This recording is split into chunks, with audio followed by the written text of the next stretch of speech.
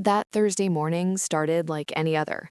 I woke up to the sound of rain tapping against the kitchen window, the kind of soft drizzle that Seattle is famous for. My husband, Thomas, had already left for work. His coffee mug was still warm on the counter, a faint trace of his cologne hanging in the air. After 40 years together, our mornings had become routine, predictable, quiet, safe. Or at least that was what I believed. I was retired now, with time on my hands, and I thought a surprise visit might brighten his day. Thomas had been distant lately. Late nights at the office, vague phone calls, excuses that never quite matched. Still, I told myself he was just tired, overworked, maybe even planning something nice for our upcoming anniversary. Hope can be such a stubborn thing. I stopped by a small bakery downtown and bought his favorite chocolates, the dark ones with sea salt. I asked the clerk to wrap them in silver paper with a red ribbon. It looked perfect, simple, thoughtful, like our marriage used to feel. As I drove toward his office, the city's skyline shimmered through the drizzle, and for a moment I felt young again, like the woman who used to bring him lunch when he was just an accountant dreaming big. When I arrived at the building, I smiled at the security guard and said, "Good morning, I'm here to see my husband, Thomas Dalton." The man looked at me, puzzled. Then he said words that froze me in place. "Oh, Mrs. Dalton already left. She comes by almost every day." I blinked, confused, my hand tightening around the box of chocolates. "I'm Mrs. Dalton," I said softly. Before he could respond, the elevator doors opened. A woman stepped out, tall, polished, maybe mid-40s, wearing a navy suit and confidence like perfume. The guard nodded to her. "See you tomorrow, Mrs. Dalton." My breath caught. She glanced at me briefly, polite but distant, as if I were invisible. In that single moment, the ground shifted beneath my feet. 40 years of marriage, memories, and promises, all undone by one stranger's name. I stood there, the rain blurring the glass behind me, and realized my surprise visit had turned into something else entirely. I don't remember walking to the elevator. My legs moved on their own, driven by a cold kind of focus. The guard's voice faded behind me as I pressed the button to the top floor, where Thomas's office was. My reflection in the elevator doors looked foreign, an older woman with perfect posture, clutching a box of chocolates that suddenly felt like a cruel joke. When the doors opened, I stepped into the quiet hallway of the executive floor. The carpet muffled my footsteps as I made my way toward the door marked Thomas Dalton, Chief Financial Officer. Through the frosted glass, I could see his silhouette moving. For a second, I thought about leaving, pretending I had never come. But curiosity and betrayal make a dangerous combination. I turned the handle. Thomas looked up, startled. "Renee!" His eyes widened as if he'd seen a ghost. Papers slipped from his hand. "What are you doing here?" I placed the box on his desk. "I came to surprise you," I said, "but it seems I'm the one who got surprised." He opened his mouth to speak, but another voice interrupted. A man's voice from the doorway. "Thomas? Here's the contract for lunch with Claire." The name hit me like glass shattering. Claire, the woman from the lobby. The guard froze when he saw me, mumbling something before slipping out. The silence that followed was deafening. Thomas rubbed the back of his neck, avoiding my eyes. "Renee, please sit down." "I'd rather stand," I replied. My voice was calm, steady in a way that frightened even me. "Who is Claire Dalton?" He hesitated, then sighed like a man who had been carrying a heavy secret for too long. "She's someone I met a long time ago, 15 years, maybe more. It wasn't supposed to happen, but it did." I felt my throat tighten. "You've been seeing her for 15 years." He nodded, eyes down. "It started as a mistake, when I kept telling myself I would end. But then she had a daughter. Her name is Lily." For a moment, the room spun. My hands trembled, but I held my ground. "You have a child with her." Thomas's silence was enough of an answer. I turned toward the window, watching the rain streak down the glass. The city below looked small and distant, like someone else's life. 15 years, I whispered. While I planned dinners, birthdays, anniversaries, you were building another family. He stepped closer, desperate. Renee, please, I never stopped loving you. I turned to face him, eyes burning. You just loved someone else, too. He reached out, but I stepped back. Don't touch me. My voice broke on the edge of anger and disbelief. Every late night, every business trip, I believed you. I defended you. Tears welled up, hot and humiliating. Do you have any idea what you've done? I didn't want to hurt you, he said. I almost laughed. You didn't want to hurt me, Thomas. You just wanted both worlds. I picked up the box of chocolates, tore off the ribbon, and let them scatter across his desk. Here's your surprise, I said, my voice shaking but firm. You can share them with your other wife. And before he could say another word, I walked out, leaving the sound of chocolates rolling across the floor behind me. By the time I reached the car, my hands were shaking so hard I could barely fit the key into the ignition.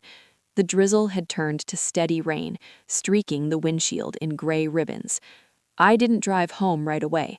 I sat there motionless, watching people hurry by with umbrellas, living their small, ordinary lives, while mine had just split into two. When I finally reached the house, everything looked different. The furniture, the family photos, the wedding picture on the hallway wall, it all felt staged, like props from a play that had already ended. I walked into our bedroom and opened Thomas's closet. His shirts were lined up perfectly, arranged by color, pressed and clean. My hand brushed over the fabric, steady at first, then trembling harder with every touch. Something inside me snapped. I began pulling everything off the hangers, jackets, ties, suits. The sound of hangers snapping filled the room like cracking bones. Drawers slammed open, socks, papers, and cufflinks scattering across the floor. Then I noticed a small wooden box tucked beneath a stack of old sweaters. It had a tiny brass lock, delicate but firm. I found a letter opener on the nightstand and forced it open. Inside were photographs, dozens of them. Thomas at a beach with that woman, Claire. Thomas holding a little girl with bright eyes and a familiar smile. Thomas celebrating birthdays, holidays, a second life I knew nothing about. There were bank statements, too, a lease agreement for an apartment across the city, even drawings from the child signed Lily. My knees gave out and I sank to the floor. 40 years of trust had dissolved into paper and ink. I don't know how long I stayed there, staring at those pictures spread across the carpet like a timeline of deceit. The front door opened. His voice echoed down the hallway. "Renee, are you home?" When he stepped into the room, his face drained of color. "Renee, please let me explain." I rose slowly, holding one of the photos between my fingers. "This," I said quietly, "is your real life, isn't it?" He opened his mouth, but I didn't let him speak. "You built an entire world behind my back, while I was here raising our children, keeping this house, waiting for you night after night. You were somewhere else, loving someone else. Renee, please." "No." My voice was hoarse but firm. "There's nothing left to say. Pack your things and get out." He hesitated, looking helpless, but something in my face must have told him there was no room left for negotiation. Within minutes, he gathered a few clothes and left. The door closed behind him, and the silence that followed was deafening. For the first time in 40 years, I was truly alone, and somehow that silence felt honest. The next morning, the world felt unnaturally still. The rain had stopped, leaving a thin layer of fog over the yard. I stood in the doorway with a cup of coffee, the same mug Thomas used every morning. I placed it in the sink and turned away. Some habits didn't deserve to survive. By noon, I had called a locksmith to change every lock in the house. Watching him replace the metal bolts one by one felt symbolic, each click a small piece of my control returning. When he left, I sat at the kitchen table, surrounded by silence. I didn't cry. I just breathed deeply, intentionally, as if learning how to again. That afternoon, I called Marlene, an old friend who had once been a lawyer before retiring. "Marlene," I said quietly, "I need help filing for divorce." She didn't ask why. Her voice was steady, compassionate. "Come by tomorrow. We'll get everything started." Next came the hardest calls, our children. I dialed Evan first, then Laura. They both came over that evening, confused and worried. When I opened the door, their faces, my grown children, now parents themselves, looked like echoes of the past. Evan spoke first. "Mom, what's going on? Dad isn't answering his phone." We sat in the living room where they had once played with toy cars and dolls. I told them the truth. Not all the details, but enough. Thomas had been living a second life, another woman, a daughter. 15 years of lies.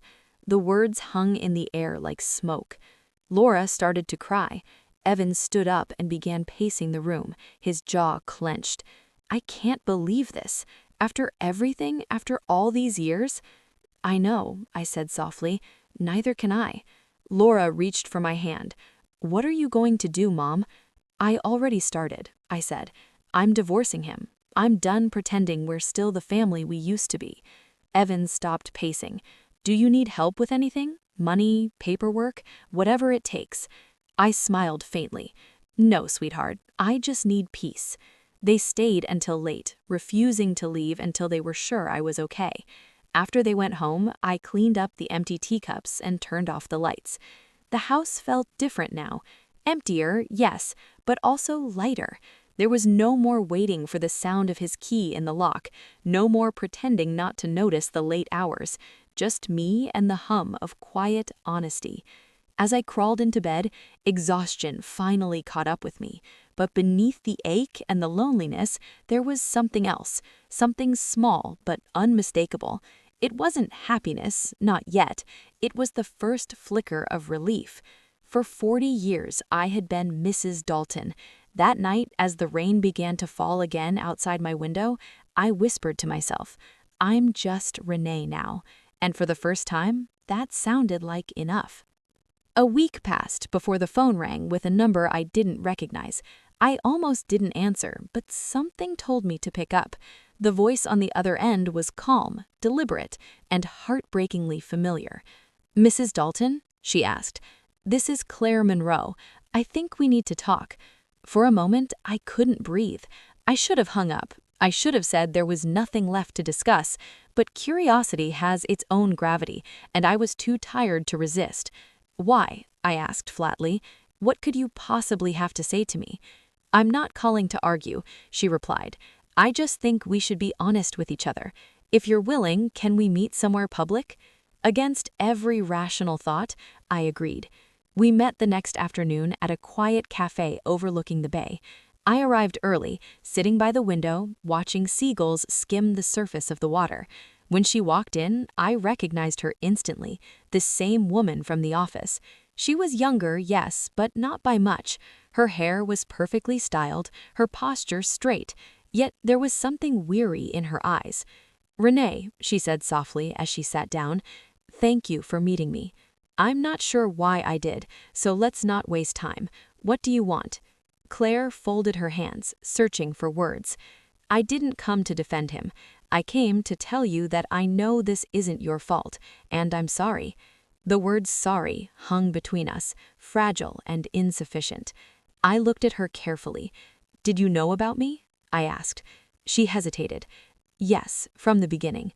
Thomas told me he was married. He said things were complicated, that you two had grown apart. I believed him because I wanted to."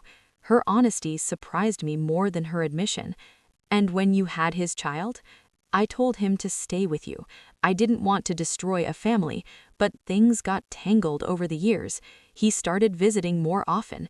Lily grew up knowing her father as someone who appeared in flash birthdays, holidays, stolen weekends."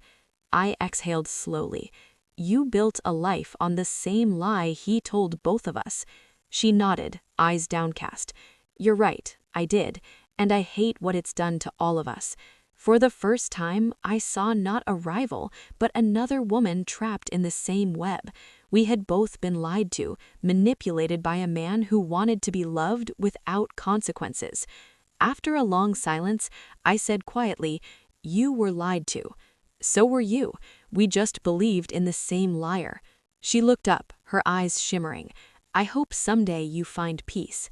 "I will," I said, standing, "but not because of him, because I finally stopped waiting for the truth." When I left the cafe, the air outside felt different somehow. For the first time since everything began, I didn't feel angry. I just felt free. The months that followed were quieter than I expected. Divorce papers moved through the system slowly, but I no longer checked the mailbox with dread. Every delay, every signature, felt less like punishment and more like a cleansing.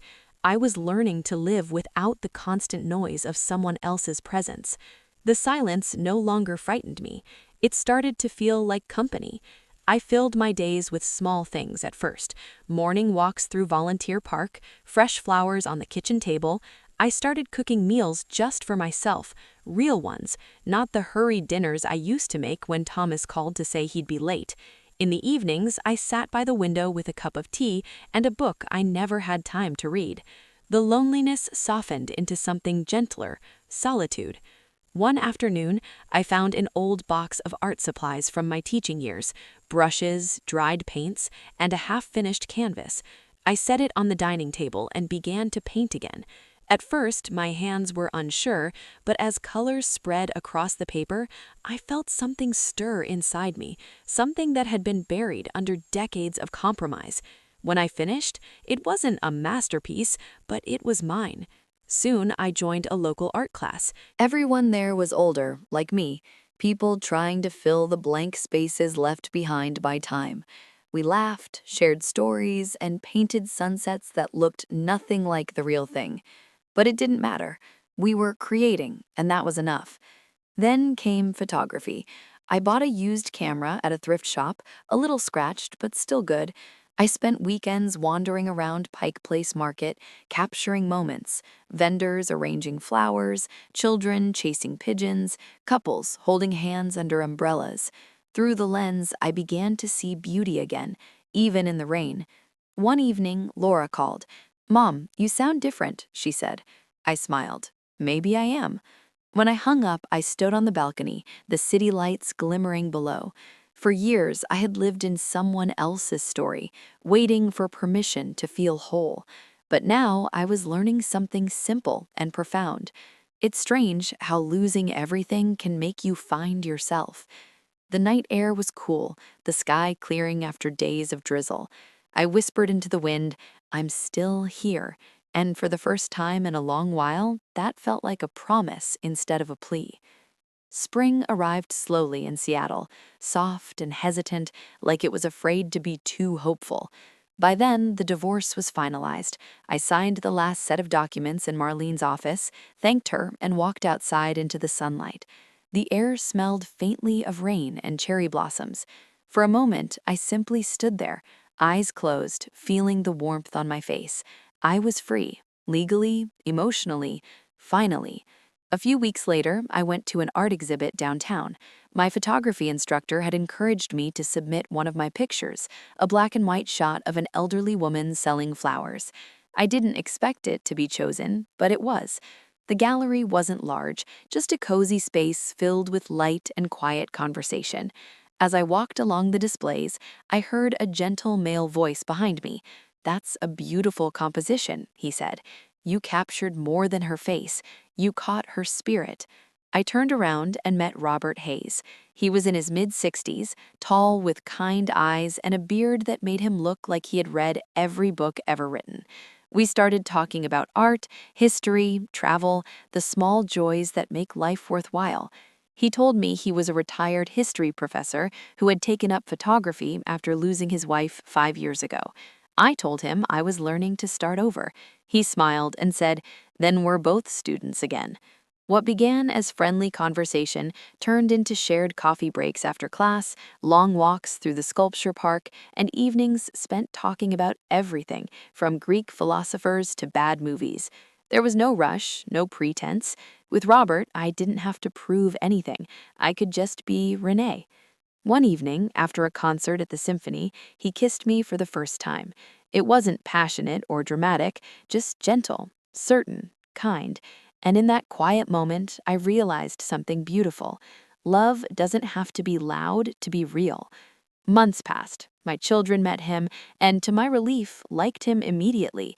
Evan teased me about finally dating an artist, and Laura said, "He looks at you the way Dad used to before everything." That comment didn't sting, it felt like closure. When Thomas suffered a minor heart attack later that year, I visited him at the hospital. He looked older, smaller, and somehow lost. He whispered, "You were right to move on, Renee." I nodded. There was nothing left to forgive, only to accept. As I walked out of that sterile hallway, I felt a calm I hadn't known in years. The woman who once walked into an office holding chocolates had walked out of another, this time carrying peace. A year after everything unraveled, I stood on my balcony overlooking Elliott Bay. The sun was setting, turning the water into gold. A suitcase sat by the door. My first real trip alone. I was flying to Europe in the morning, a journey I had dreamed about for decades but never taken. Back then, there had always been an excuse: work, family, responsibility.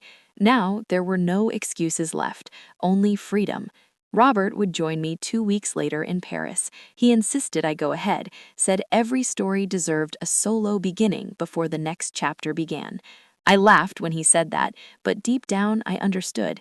This wasn't just a vacation, it was a declaration. My life wasn't something that happened to me anymore. I was choosing it day by day. I walked back inside, poured a glass of wine, and glanced at a framed photograph on my wall, the one I'd taken of the flower seller, the one that started everything. Next to it hung another picture, me standing beside Robert at the exhibit, smiling like a woman who had finally stopped apologizing for her happiness. As twilight settled over the city, I sat down to write in my journal, something I hadn't done since my teaching days. The first line came easily. I thought my story ended the day I found out about his other wife, but that was just the beginning of mine. The words felt simple, but they carried all the weight of the year behind them. The pain, the courage, the rediscovery.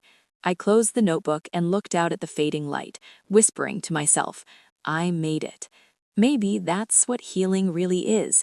Not forgetting, not pretending the hurt never happened, but living fully in spite of it.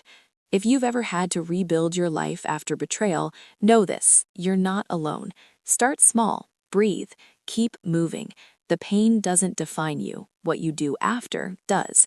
And if my story touched you, share yours. Like this video, leave a comment below, and remember, it's never too late to start over.